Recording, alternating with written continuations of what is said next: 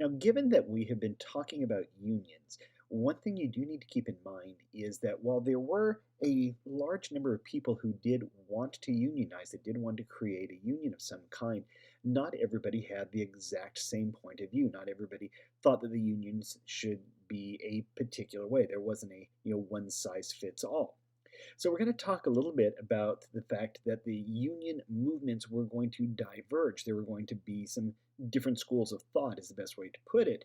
Plus, two, at this time, you're going to see how some of the different strikes that were going on did turn violent, and you started to see some serious repercussions as a result of that.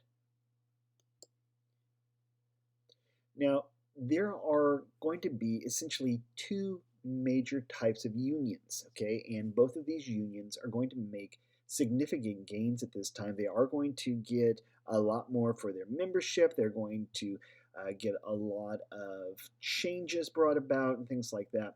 But they're going to go about it different ways because no two people are exactly alike. And so we're looking at first what are referred to as craft unions.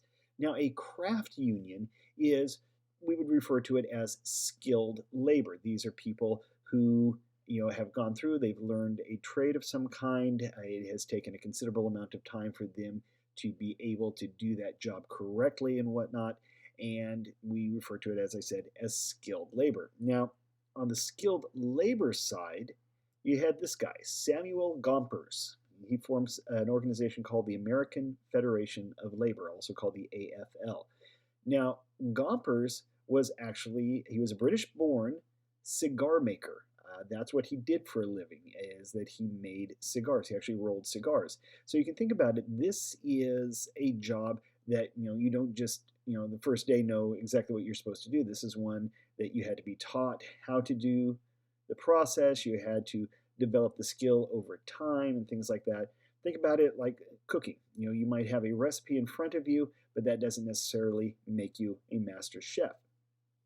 Well, Gompers is going to form this American Federation of Labor. He's going to form the AFL, and this is going to be the union of essentially the skilled workers, the craft workers. Okay. Now, Gompers used strikes and collective bargaining to win higher wages in shorter weeks. Now, a strike is when you have your workers stop working. It can be for a variety of reasons. They walk off the job. Oftentimes, we'll see if somebody's on strike, you'll see a picket line.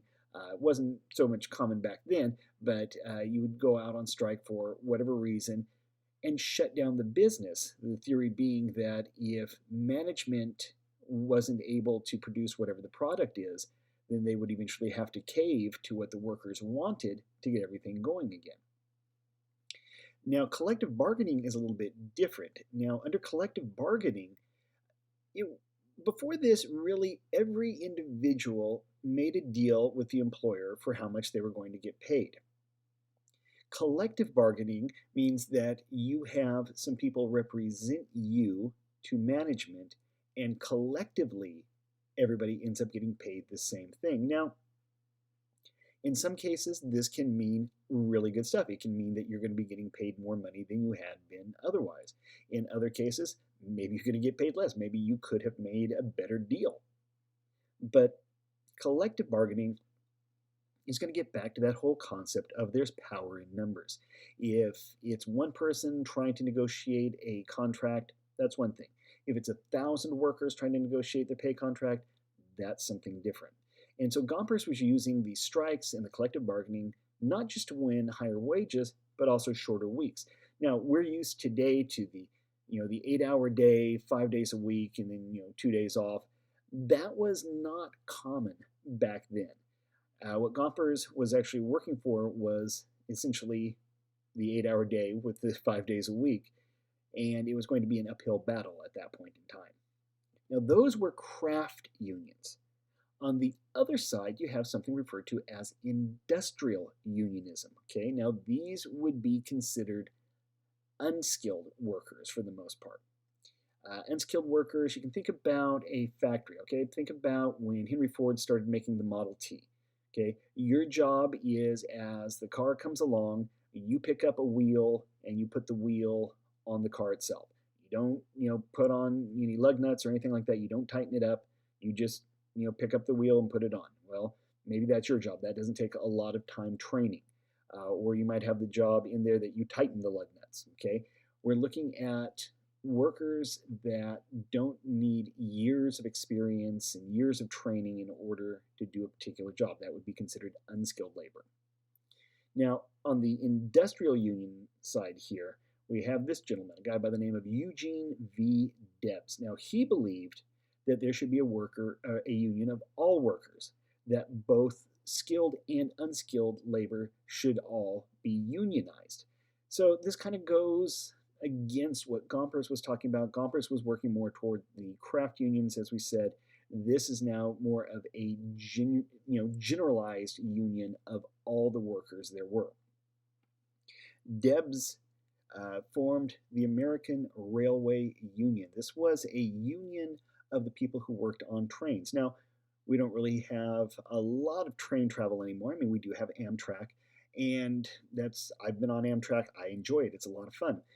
But back then, you think about it, you had to have the people who prepared the food, you had to have the porters who, moved the luggage, you had to have the conductors, the guys going through getting your tickets and stuff like that.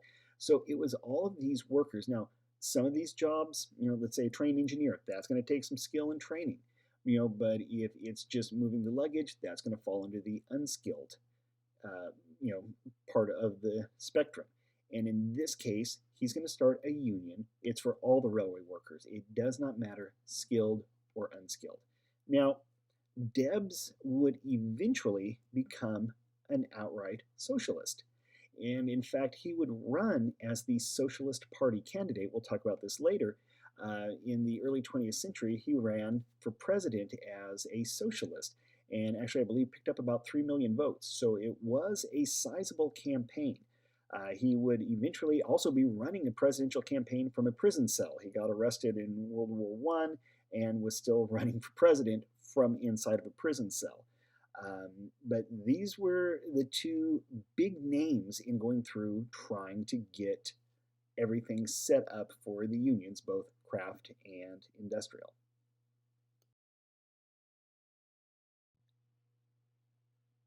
Now, we've talked about unions thus far, but we're only really focusing on America, okay? These were all unions, essentially just looking at what was going on within the United States. This was not the only attempt to unionize, okay? In 1905, you had a union of both radicals and socialists. They created an organization known as the Industrial Workers of the World, okay, the IWW. Now, they went by the more easily said name of Wobblies. Okay, now the Wobblies, they were, like it says right there, they were a socialist group. They were on the radical end of the spectrum, and what they were trying to do was organize an international union of workers. Okay, they were looking at it not just one particular nation or whatnot, but they were looking at the workers of the entire world. And the IWW, the Wobblies, were very, set on doing this. They did make some, some changes and whatnot, and they did get, some motion going, but they, would eventually, sort of disappear into history is the nicest way to put it. Okay. Now, the thing is, let's say you are an employer. Okay, you have a business and your employees have gone out on strike. Okay, the unions use these strikes all the time. Well, you've got two choices. You can either try to stand up to this strike, to weather the storm until they break because they're not getting paid, but you're also not making any money, or you can give in to whatever their demands are and get back to work. Okay, totally up to you. Now, in this case, we're going to talk about a strike that occurred in 1877. 1877, you had workers for the Baltimore and Ohio Railroad. Okay, now this was one of the rail lines. It's back east, generally running between Baltimore, Maryland, and the state of Ohio. So it's that general area of the nation. Now, the workers there went out on strike. Now, if you don't have the ability to actually run your trains, if you don't have the workers necessary to keep everything going, to keep the food prepared, to load the luggage, etc., etc., etc., then you're not going to be able to do much of anything.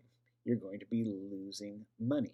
Now, this strike, the president of the railroad did not want to give in to the strikers' demand. Now, his concept on this was that the workers had it fine, that he didn't want to give them what they wanted just because they went out on strike, because that meant it could happen again.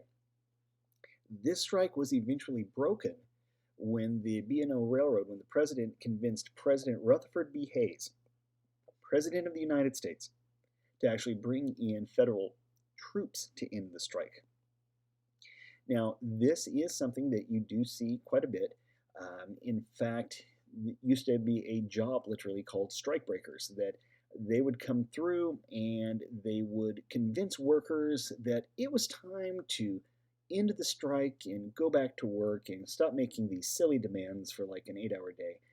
And they would usually convince the workers of this by things like baseball bats and what have you. I mean, broken arms. These tended to be the way that strike breakers convinced folks to go back to work. Now, obviously, that wasn't the way that Rutherford B. Hayes was doing it, but again, we talked before about how railroads were seen as a public good, that it wasn't simply a private enterprise. And so, with the convincing that this was something dealing with, essentially national security, just about, federal troops came in, everything, settled down, and people went back to work. Now, the other half of this, the title of this was Strikes Turn Violent. Sometimes strikes were peaceful. Sometimes people went out on strike and they, were just, quietly trying to convince management and the public that they were in the right. Other times, unfortunately, there.